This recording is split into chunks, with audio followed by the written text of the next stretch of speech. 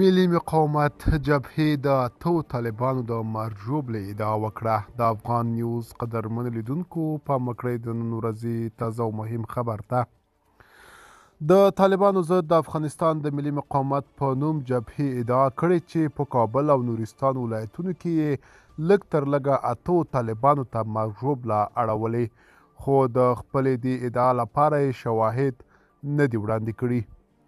دغه جبهې نن چهارشنبې پر خپله ایکس پاڼه یا پخوانی ټویټر ادعا کړې چې د نورستان ولایت د نورګرام ولسوالۍ په ګندله بوک سیمه کې یې د لیندۍ یا قوس په شلمه د شپې مهال د طالبانو پر یوې قرارګاه برید کړی. دوی طالبان وژلي او 4 نور یې ټپیان کړي دي. دغه جبهې همدارنګه ویلي چې د کابل په شکردرې ولسوالۍ کې یې د یوه برید پر مهال یې د حاجي جیلاني په نوم د طالبانو یو قمندان او د هغه یو ساتونکی وژلی دی.